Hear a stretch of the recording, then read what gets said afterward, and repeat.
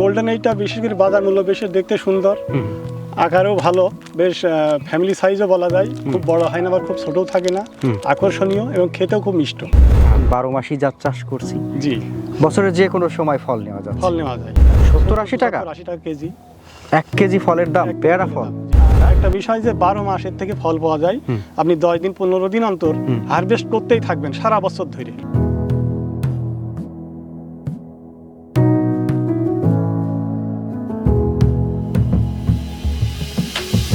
বিসমিল্লাহ।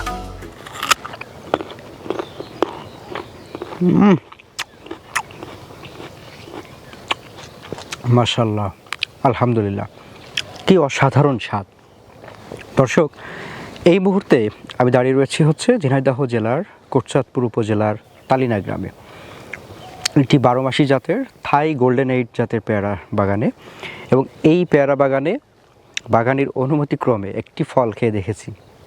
মাশাআল্লাহ, এই সময়ে যে এত সুন্দর, এত মিষ্টি এবং এত স্বাদের কুড়মুড়ে একটা পেয়ারা পাবো আমি কখনো চিন্তাও করিনি।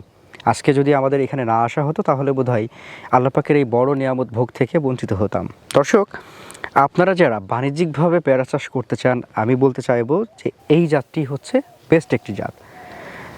আমরা আজকে চেষ্টা করব একজন মাদ্রাসা শিক্ষকের সাথে কথা বলার, এবং তিনি এই শিক্ষকতার পাশাপাশিও কৃষি প্রজেক্ট করে বেশ সফলতা অর্জন করেছেন, এলাকায় তার বেশ খ্যাতি অর্জন করতে পেরেছেন।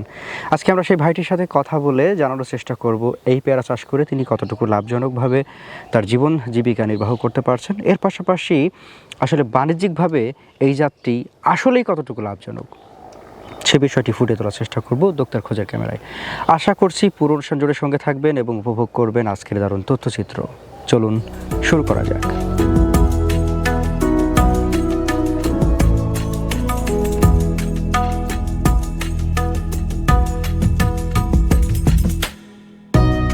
আসসালামু আলাইকুম। ওয়ালাইকুম আসসালাম ওয়া রাহমাতুল্লাহ। ভালো আছেন? আলহামদুলিল্লাহ, আপনি কেমন আছেন? জি আলহামদুলিল্লাহ, আল্লাহ পাকের ইচ্ছায় খুব ভালো আছি। আপনার কৃষি প্রজেক্টে আবারও চলে আসলাম আমরা। জি আলহামদুলিল্লাহ।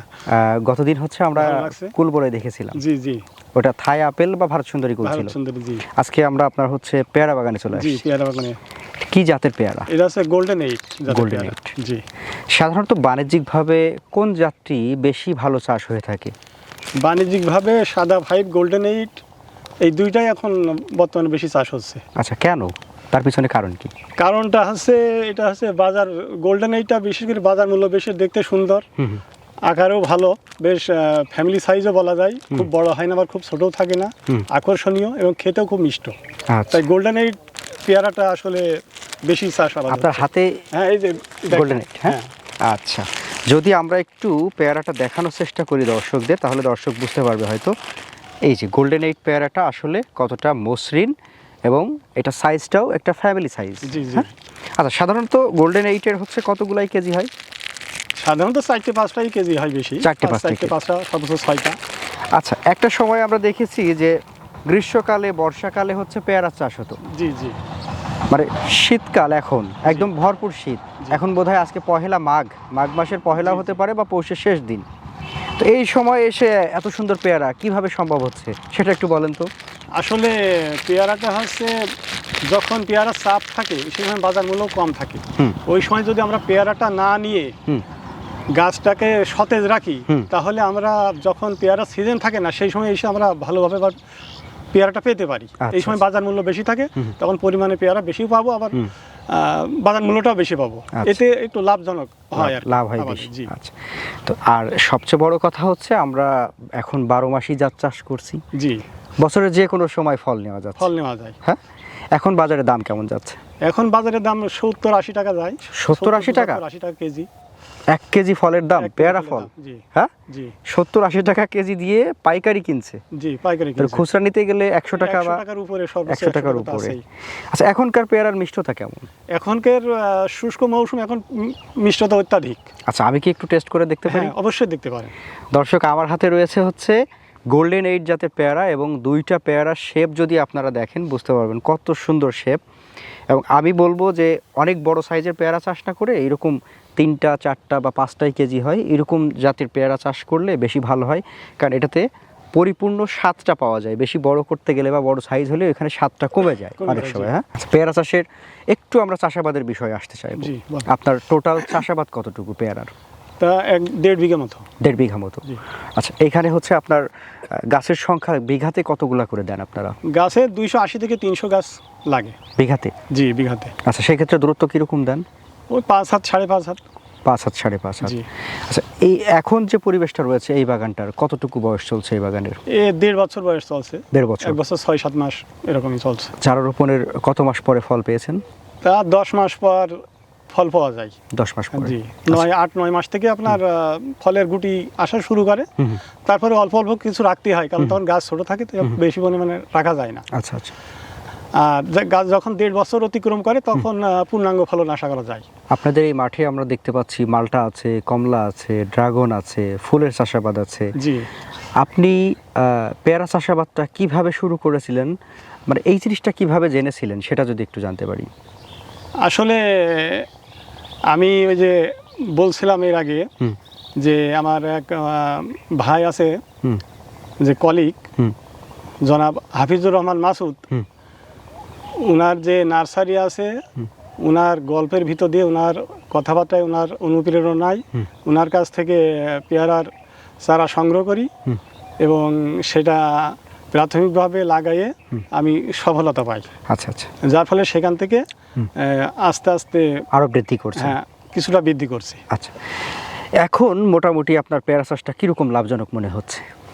পেয়ারাটা মোটামুটি লাভজনক, যদি মানে ভালো হয়ে যায় এবং ভালো হয় ইনশাল্লাহ। এ তো পরিচর্যার জিনিস, নিয়মিত পরিচর্যা করা লাগে, তাহলে খুবই লাভজনক। খুবই লাভজনক। জি, খুবই লাভজনক। আর একটা বিষয় যে 12 মাসের থেকে ফল পাওয়া যায়। আপনি 10 দিন 15 দিন অন্তর হারভেস্ট করতেই থাকবেন সারা বছর ধরে।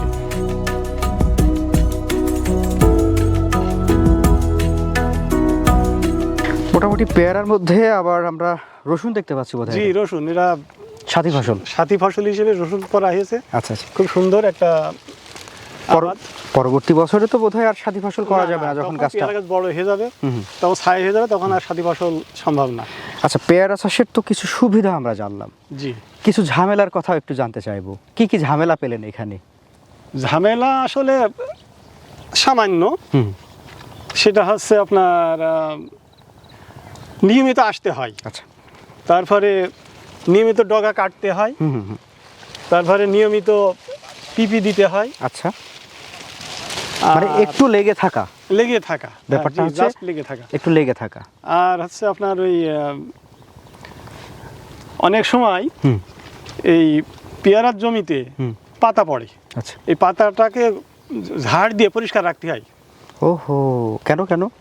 কারণ এই পেয়ারার পাতা অতিরিক্ত হয়ে গেলে যখন সার দেওয়া হয়, এই সারটা মাটিতে পড়ে না, পাতার উপরে পড়ে। পাতার উপরে পড়ে, যার ফলে এটা ঝাড় দিয়ে পরিষ্কার করে রাখতে হয়। তবে সেটা একটু গাছের বয়স বোধহয় একটু বড় হলে, বড় আকারের হলে। এখন মোটামুটি যে অবস্থায় আছে না, এখন অসম্ভব, মানে অসুবিধা নাই। অসুবিধা নাই। আচ্ছা, পেয়ারা চাষের যদি আমরা একটু খরচের হিসাব করি, 1 বিঘা পেয়ারার হিসাব করব আমরা, 1 বিঘায় আমরা কত 250 থেকে 300 ধরছি? 300। এই 300টা চারা যদি আমরা লাগাতে চাই 1 বিঘার ক্ষেত্রে, সেক্ষেত্রে এবং সেই চারাটা মানে পরিপূর্ণ বয়স হওয়া, ম্যাচিউর হওয়া, ফল দেওয়া পর্যন্ত আমাদের খরচটা কীরকম হতে পারে? খরচটা আসলে যৎসামান্যই। চারা কেনা, তাতে 10-12 হাজার টাকা ধরেন চারা কেনা। আর ক্যারিং করে লাগানো, তার আগে কিছু জৈব সার প্রয়োগ করতে হয়। একটু মাটিটা চাষ দিয়ে একটু পরিচর্যা করতে হয়, 3-4টা চাষ দিয়ে পরিচর্যা করতে হয়। তার আগে জৈব সার ছিটাই দিতে হয়। 1 গাড়ি 4 টলি, যদি 4 টলি আমরা দিতে হলে সেখানে 4,000 টাকা। আর চারা ধরেন 12,000 টাকা, 16,000 টাকা। চাষে ধরেন 5,000 টাকা, 16 আর 5 21,000 টাকা। এবার লাগানোর পরে একটু সেচ দিতে হয়, মাঝে মাঝে তো একটু সার দিতে হয়। সব মিলে আমরা ইন টোটাল কত ধরতে পারি ফল বিক্রি পর্যন্ত? সর্বোচ্চ 1,030 টাকা আপনার ফল হারভেস্ট করা পর্যন্ত খরচ হতে পারে। হারভেস্ট শুরু হয়ে গেল, এবার আপনার টুকটাক খরচ উঠতে থাকলো। জি। পুরো দমছে যখন আপনি লাভের দিকে যাবেন, অর্থাৎ ফল বিক্রি করে আপনি এখন লাভের দিকে যাবেন। জি জি। সেই সময়টা আসতে হলে কত মাস বয়স হতে হবে? এই সময়টা 1.5 বছর পর থেকে পাওয়া যায়। 1.5 বছর পর থেকে? হ্যাঁ, 1.5 বছর থেকে 4 বছর পর্যন্ত পূর্ণমাত্রায় ফলন পাওয়া যায়। এর পরে গিয়ে আবার হচ্ছে একটু কমতে থাকে? এরপরে একটু কমতে থাকে, অনেকে গাছ কেটে দেয়, দিয়ে নতুন গাছ লাগায় 4 বছর পরে। 4 বছর পরে, কারণ তখন গাছটা আবার অনেক বড় হয়ে যায়, তো তখন পিপি দেওয়া আবার কষ্ট পড়ে যায়। আবার ফলের সাইজ তো বোধহয় আগের মতো সাইজও হয় না। মনোভূত হয় না, আবার ধরনটা একটু কমে যায়। ধরনটা একটু কমে যায়। তো সব মিলিয়ে আপনি বলতে চাচ্ছেন যে তাহলে পেয়ারা চাষটা লাভজনক, বা আমরা যেটা বুঝতে পারছি, জি জি। হ্যাঁ, 1 বিঘা থেকে পেয়ারা চাষ করলে বাৎসরিক, যদিও আসলে এটা একটু কঠিন হয়ে যায় প্রশ্নটা, জি জি যেহেতু আপনার অন্যান্য ফসলের মতো এক টার্মে যে আসবে এরকম না, কয়েকটা টার্মে আসে এখানে। জি। দেখা গেল মাসে একটা বা 2 মাসে একটা, এরকম জি। ভাবে বিভিন্ন আসতে থাকে। পুরা বছরের হিসাবটা করলে 1 বিঘাতে কত টাকার ফল বিক্রি করা যেতে পারে? সব ভালো হলে 1 বিঘাতে আপনার 3 থেকে 4 লক্ষ টাকার পেয়ারা 4 লক্ষ টাকা বিক্রি করা যেতে পারে। যেতে পারে। সেখানে জি। খরচ থাকবে কত, বাদ দিব আমরা কত? খরচ 1 বছর সর্বোচ্চ 1 লক্ষ টাকা ধরা যায়। 1 লক্ষ টাকা। জি। তো আপনারা বাৎসরিক 2 থেকে 2.5 লক্ষ, বা একটু ভালো হলে 3 লক্ষ। 3 লক্ষ, হ্যাঁ জি হ্যাঁ, শুধু আমাদের লভ্যাংশটা। জি ধরেন আমাদের 4 লক্ষ বিক্রি হলো, 1 লক্ষ টাকা বাদ গেল, জি। 3 লক্ষ টাকা আমাদের থাকলো। এইভাবে আশা করা যায় কি? আশা করা যায়। আচ্ছা, তাহলে এই জায়গা থেকে দাঁড়িয়ে এই গোল্ডেন এইট জাতের পেয়ারা নিয়ে আমাদের নতুন যারা কৃষক ভাই রয়েছেন, যারা নতুন করে চাষ করতে চান, আবার অনেকে আছেন যারা শিক্ষিত বেকার, জি। চাচ্ছেন যে আমি চাকরির চেষ্টা চলছে, পাশাপাশি একটা কিছু করি, তাদের সকলের উদ্দেশ্যে আপনার কি পরামর্শ থাকবে এই পেয়ারা চাষ নিয়ে? সবার উদ্দেশ্যে আমার পরামর্শ থাকবে, যারা অন্তত নতুন চাষি যারা আসতে চাচ্ছেন, তারা আসতে পারেন। আপনার নিয়মিত একটা ইনকাম এই আবাদের করতে আসবে। আর শিক্ষিত বেকার যারা, তাদের উদ্দেশ্যে আমার কথা যে আসলে চাকরির পিছনে হইন হয়ে না ঘুরে আপনারা যদি অন্তত 10 কাঠা 1 বিঘা জমি পেয়ারা করেন, তাহলে কিন্তু আপনার চাকরির পয়সাটা এই পেয়ারার আবাদ থেকে ইনশাল্লাহ উঠে আসবে। আচ্ছা আচ্ছা। আপনাকে কষ্ট করে চাকরি খুঁজে বেড়ানো লাগবে না, জি, এবং সেটাই। সেখান থেকে আপনি আস্তে আস্তে বড় চাষি হিসেবে পরিগণিত হতে পারেন। সেক্ষেত্রে দেখা গেল আপনার চাকরির উপরে যে নির্ভরশীলতা, সেই নির্ভরশীলতা কাটিয়ে উঠে আপনি একজন কৃষি উদ্যোক্তাও হয়ে যেতে পারেন, অবশ্যই, তাই না? জি জি হয়তো আপনার চলার পথটা, আপনার প্ল্যান ছিল একদিকে, হয়তো আল্লাহ পাক আপনাকে অন্য দিকেও নিয়ে চলে যেতে পারেন, জি। যদি এটা ভালোভাবে করতে পারেন। এই তো আমাদের মূল কথা। জি জি জি। হ্যাঁ, তো সবাই ভালো থাকবেন, আমাদের জন্য দোয়া করবেন, আর আপনার জন্য অনেক অনেক দোয়া শুভকামনা থাকবে, ইনশাল্লাহ বিশেষ করে আমাদের জন্য দোয়া করবেন। ইনশাল্লাহ দোয়া আছে, আপনাদের জন্য শুভকামনা থাকলো। জি। আপনারা দেশের হয়ে যা করছেন এবং সারা দেশ ছড়িয়ে দিচ্ছেন, সুন্দর একটা আপনাদের উদ্যোগ, এই উদ্যোগকে স্বাগত জানাই। আপনাদেরকে ধন্যবাদ। জি, ভালো থাকবেন। আসসালামু আলাইকুম। ইনশাল্লাহ। ওয়ালাইকুম আসসালাম।